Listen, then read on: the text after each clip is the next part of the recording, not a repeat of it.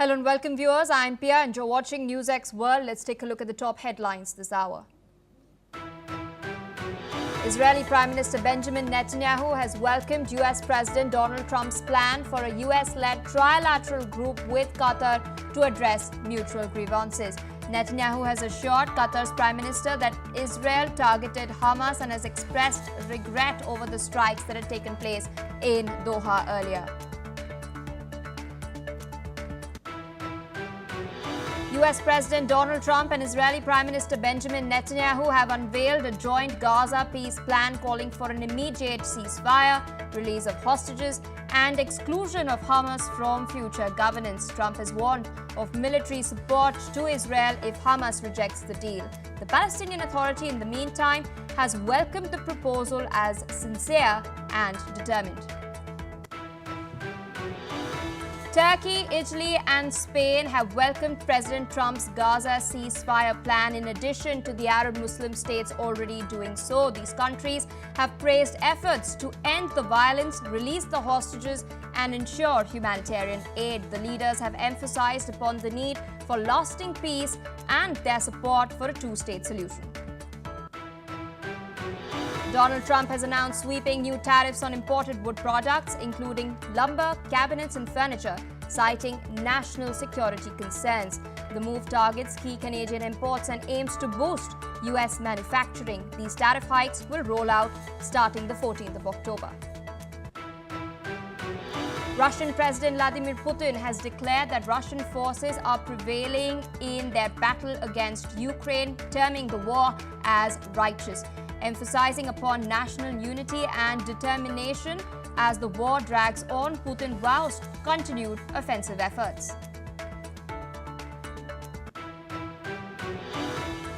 Reports of Russian drone strikes in Ukraine killing family of 4 in the Sumy region have emerged. Meanwhile, officials have confirmed that the attack targeted a residential building in Chernechnya village. Rescuers have recovered to parents and 2 young children and their bodies. A building collapsed at an Islamic boarding school in East Java in Indonesia, trapping dozens of pupils. Rescuers have pulled out 8 injured survivors. 3 students lost their lives and over 100 are reported to be injured as 65 remain missing as rescue efforts are underway. Top Senate Democrat Chuck Schumer has stated that differences with President Donald Trump are still remaining even after a key White House meeting to avoid a government shutdown has taken place. Meanwhile, U.S. Vice President J.D. Vance has stated that the shutdown is imminent, blaming the Democrats. All right, viewers, those are the headlines in our top focus. Israeli Prime Minister Benjamin Netanyahu has stated that the Israeli military will remain in most of Gaza, even as he has supported the 20-point peace plan unveiled by US President Trump. Now, in a statement, Netanyahu has vowed to recover all Israeli hostages alive and well while maintaining military presence across the Gaza Strip. He has also made it clear that he had not agreed to the creation of a Palestinian state during his talks with President Trump at the White House. Netanyahu has stated that such a move would reward terrorism and endanger Israel's security. These remarks come in even as international pressure is growing for a long-term political solution to the conflict, though progress on Palestinian statehood remains deeply divided. Listen in to what Netanyahu had to say. ממש לא, זה גם לא כתוב בהסכם. אבל דבר אחד כן אמרנו, שאנחנו נתנגד בתוקף למדינה פלסטינית. הנשיא טראמפ גם אמר את זה, הוא אמר שהוא מבין את זה, הוא אמר באו"ם גם שזה יהווה פרס עצום לטרור וסכנה למדינת ישראל, וכמובן שאנחנו לא... With us on the broadcast is Mr. Peter Baum, foreign editor at the Weekly Blitz, joining us from London. Thank you for taking our time speaking to us on NewsX World. At the outset, I'd like to ask you, are you optimistic about this deal? And in your assessment, is it a long-term solution that would lead to lasting peace in the region? I think it could be. I think what we witnessed yesterday could be one of these historical moments. Now, it seems that the plan has been welcomed by all the major players and even welcomed by those nations that who supposedly are Israel's allies, but over the last few weeks have shown hostility towards Israel by recognition of a Palestinian state. It seems the only people who are not willing to go along with this peace plan, certainly in the media, very negative comments from the usual media outlets that hate Trump, such as CNN and the BBC, and on social media, as is typical, the very hostile anti-Israeli elements. But I think that as the major players, including the Arab states, welcomed it, and indeed, most importantly, that the Palestinian Authority has welcomed it, even though they have no role to play in the new Gaza, which they thought they would have. So I think with the vast majority of important players welcoming the plan, and of course we've yet to see the official statement from Hamas, I think this is probably one of the most significant moments in the Middle East conflict, dating back however long you want to date it back to. Some people say 48, some people say 67, etc., etc. But I think it should be welcomed, and it could well succeed given the encouragement and commitment of all who currently support it. Absolutely, sir. Interestingly, the proposal stopped short of recognizing Palestinian statehood, but it does acknowledge it as an aspiration. Now, as you've mentioned it, the ball is in Hamas's court. We do know that the Qatari mediators have been trying very hard to get them to agree to this. Do you think they will now bow down to the pressure, considering the fact that so many countries have come out across the world to back Trump's move? Yes, indeed. Hamas are isolated. It even appears that there has been no encouragement for them from their masters in Iran, nor from the Houthis in Yemen. Now, the conflict in Gaza is still ongoing, and I'm sure Hamas will want to come out with a significant win militarily before the conflict officially ends. They've been trying to propel IED launchers at Israel, which have been successfully shot down. And there was one attack on a significant Israeli army unit, which was also repelled. But I think Hamas are as isolated now as they have ever been. And with the Arab nations, including Turkey, that, as we know, have housed and given safe haven to Hamas leaders, I think politically they are totally isolated now, but militarily they will not want to give up without having a final say or a significant win. So let's watch this space for the next 24 hours, but politically they're definitely isolated, and there's every chance that the Gazans themselves can see an end to this horrendous conflict which has been inflicted upon them. All right, so I request you to stay on with us. You've, of course, spoken about the reactions. We're tracking some further reactions that are coming in. Israel's far-right finance minister Bezalel Smotrich has slammed Trump's Gaza peace plan. Smotrich has called the plan a resounding diplomatic failure.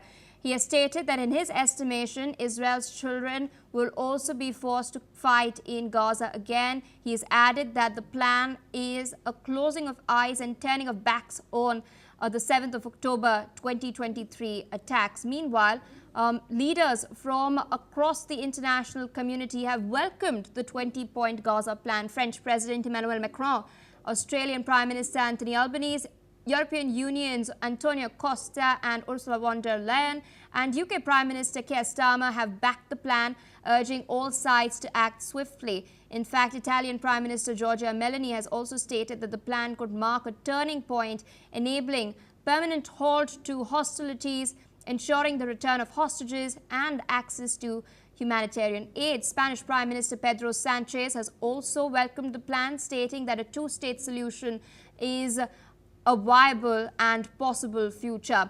Indian Prime Minister Narendra Modi has also welcomed the plan, stating that it provides a viable pathway to a long-term and sustainable peace, security and development for both the Palestinian and Israeli people, as also for the larger West Asian region. Pakistani Prime Minister Shehbaz Sharif and Turkish President Recep Tayyip Erdogan have hailed Trump's efforts to broker this deal.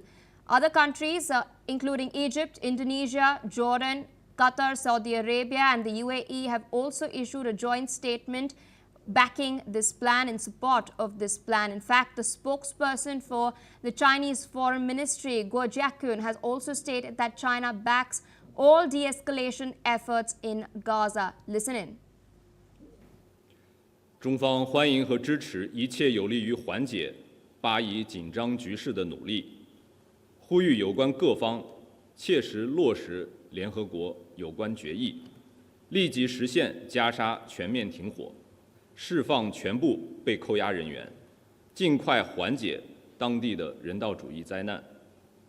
中方主张坚持8人制8的原则，推动落实两国方案，愿同国际社会一道，为早日全面、公正、持久解决巴勒斯坦问题做出不懈努力。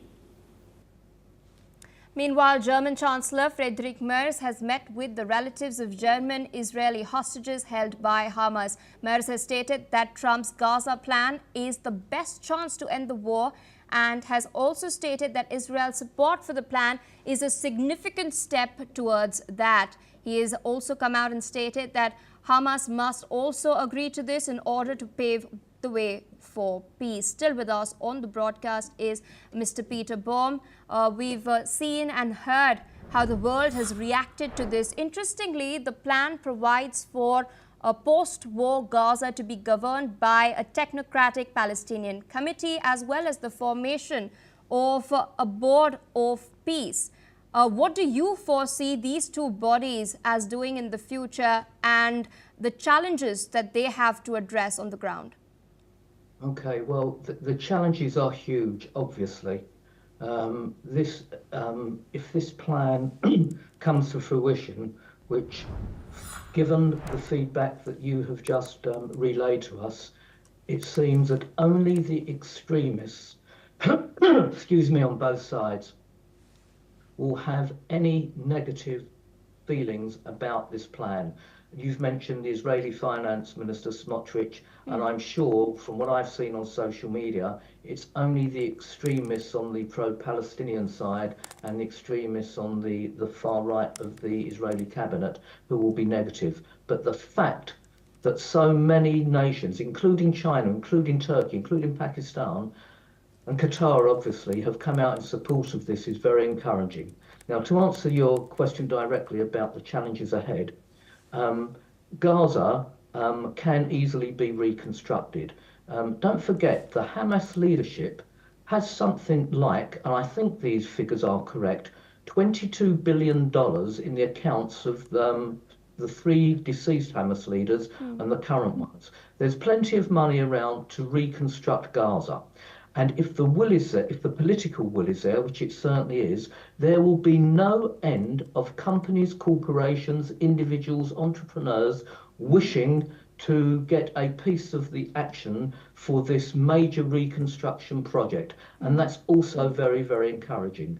It's also, I think, a major win for Israel in that the plan does not recognize a Palestinian state at this stage, and also the fact that the Palestinian Authority, and this is very, very important, have gone along with it. Now, I'm sure in order for the Palestinian Authority to go along with it and be excluded from the Gaza reconstruction plan, they must have been given some kind of carrot, as we say, to get them on side.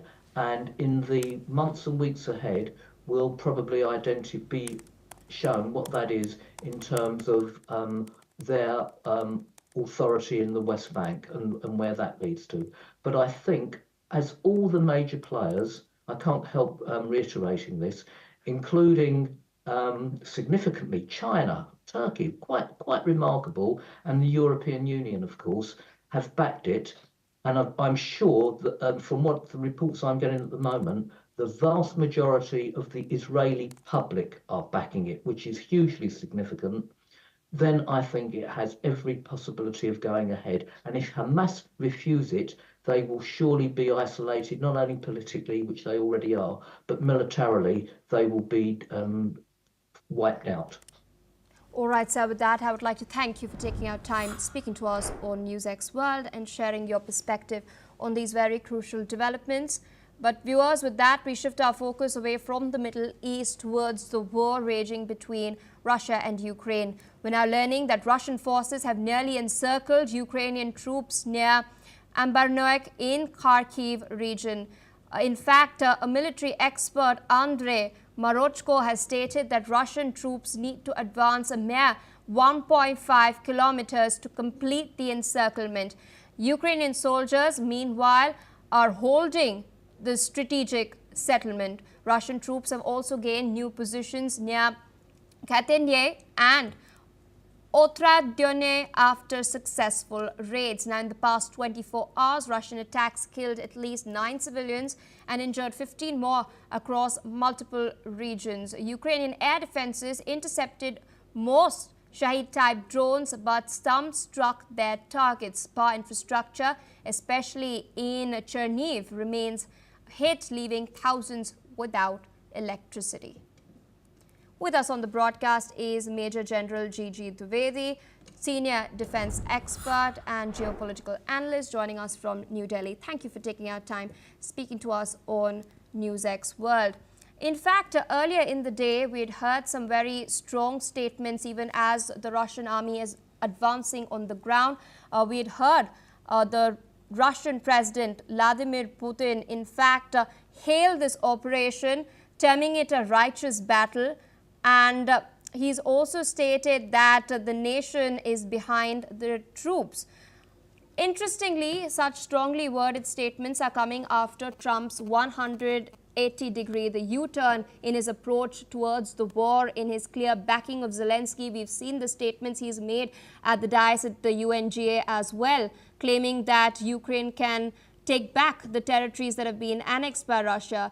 There's also a deal that is being discussed between Ukraine and the US officials regarding Tomahawk missiles. Do you think the very public statement that Donald Trump has made, this further new deal that is being discussed, has contributed to these strong statements that Putin has made? Well, Pia, thank you. The war actually fought on two planes. One is, of course, on the battlefield, and second is on the political domains or the political war rooms. So this is exactly what we are seeing on the ground and also on the political domain. Firstly, you had mentioned about the ground operations. Yes, the Russians are making every effort to gain tactical advantage on the ground, and even a kilometer or plus advance is taken as a victory. And that's how the tactical battles are fought. And even President Putin is appreciating these small-scale maneuvers. But nonetheless, these are coming at very heavy cost because front lines are more or less static, well fortified, and any effort to breach the front line is actually cost prohibitive. Point number one. Point number two, you also talk about Tomahawk missiles. These are the surface-to-surface missiles which can hit deep, almost 1,500 to 2,500 kilometers. And bid have been made to America to supply the missile. It is to be seen whether America does supply, because this will change the strategic balance, means Ukraine will have the ability to hit quite deep. Now, coming to the political domain, you see, somehow President Putin feels that he is winning this war, but not realizing a very heavy tactical price is being paid in terms of the human effort to gain make very small gains. On the other side, yes, President Trump has changed his stance after he got frustrated because the talks in Alaska with Putin have made no headway, and he is now taken a position that America will help out Ukraine even to retrieve the lost territory. Almost 20% Ukraine territory have been lost to the Russians. So, as I said, the battle is being fought on the two domains. On the ground, Russians are making every effort to make some tactical gains. And on the political arena, I think America has now backing Ukrainians and President Zelensky. Of course, Europeans also are in the frame because they have been violation of the airspace of the European nations, especially Poland and Estonia. And this has brought the European nations together to relook at the defensive posture and the security concern vis-a-vis Russia's expansionist design. Pia. Indeed, sir. And speaking of the warfare on the ground, we've recently seen an increase in hybrid warfare, in particular with reconnaissance drones being launched from tanks. We've also, in fact, discussed the incursions that have taken place in Lithuania, Romania, in Poland as well. Ukraine, too, in fact, claimed that Hungarian drones were, in fact, monitoring certain critical infrastructure along the border. However, NATO at large is exercising caution. In your assessment, why is NATO not towing the line? Is it because they don't want to be embroiled in a hot war with Russia? Absolutely, Pia, because NATO doesn't want to get into confrontation directly with Russia because that means a very serious escalation. At the same time, NATO is also giving a strong message that in case such violations continue, then there will be a response. So therefore, the effort is to deter Russia not undertake any further misadventures, but at the same time, their responses are very calibrated and they are very restrained for the simple reason that they don't want this conflict to escalate beyond a particular limit because that will not be in the interest of Europe at large. And the next point is that why is Russia doing all this? Possibly Russia is testing the will of the European nations, the NATO, how well they are consolidated, what will be the response in case there is a certain amount of escalation. Now, this is exactly what the Russia is doing. So the point you have rightly made is that as far as NATO is concerned, their responses will be very calibrated and very restrained, despite the provocation from Russia, because to escalate the war to any further level is not in the interest of NATO nations per se. So I think that this game of restraint and calibrated responses by NATO will continue in the face of provocations from Russian side. Yeah. All right, sir. With that, I'd like to thank you for taking out time sharing your analysis with us on NewsX World. Meanwhile, we're tracking developments from the United States of America. The Trump administration's crackdown on illegal migrants continues, and around 120 Iranians have now been deported from the United States back to Iran. A chartered plane left Louisiana carrying the migrants to Iran via Qatar. Now, there are reports that the governments of Iran and the United States reached a deal following months of negotiations. Officials reported that the Iranian Foreign Ministry coordinated the return of the migrants. Under the second Trump administration, the U.S. has deported illegal migrants to several countries. However, this move has drawn criticism from various migrant rights activists who argue that the U.S. has granted refuge to Iranians fleeing repression. Many refugees from Iran escaped the country due to persecution of women's rights activists, journalists, lawyers, and LGBTQ people. This deportation back to Iran brings back fears of persecution for these migrants, though the Iranian Foreign Ministry has reportedly assured that the returned individuals would not face any problems after arrival. Meanwhile, in other developments from Iran, unlike the cooperation on the deportation plan, Iran's diplomacy has failed to deter the reimposition of sanctions due to nuclear enrichment.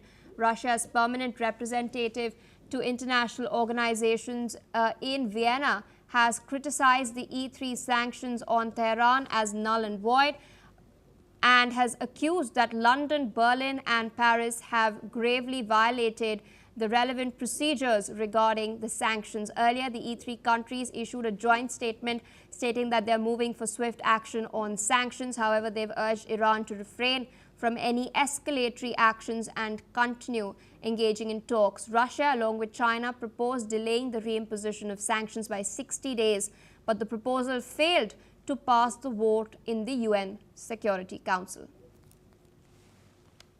With that, viewers, we shift our focus towards Pakistan, where massive blasts have rocked Quetta. The explosion has killed 10 people and left several others injured. The explosion occurred in a bomb inside a car outside the paramilitary headquarters in Quetta. Now, fearing mass casualties, a state of emergency has been declared in hospitals across the country. Authorities have also launched an investigation to determine the nature of the explosion. Quetta, which is in Balochistan, has long been troubled by violence from various separatist groups demanding independence. Earlier, on the 3rd of September, a suicide bombing took place at a political rally, killing 11 people. The targets of the attacks have primarily been Pakistani forces and prominent political figures. Since January 2025, over 430 people, mostly security personnel, have lost their lives in such attacks. More news coming in, this time from Indonesia. Rescuers are now scrambling to locate the 38 people who are feared to be trapped under rubble after an Islamic boarding school collapsed in the province of East Java while dozens were at afternoon prayers. At least 3 people have lost their lives and 102 have been evacuated from the incident at the Al-Konisi school in the town of Sidoarjo, when the unstable building collapsed during construction. Now, some rescuers have reacted. Let's listen in to what they have to say. Evakuasi tentunya kita fokus pada yang hidup ya. Kita udah yang masih hidup, kita tentunya berhati sekali karena kondisi bangunan yang runtuh itu, kemiringannya itu masih memungkinkan sekali untuk kembali. Masih banyak sekali yang masih terdengar untuk menangis atau menjerit ya. Artinya mereka perlu dihidup. All right, viewers, with that, it's a wrap on this bulletin. More news and updates on the other side. Stay tuned on NewsX.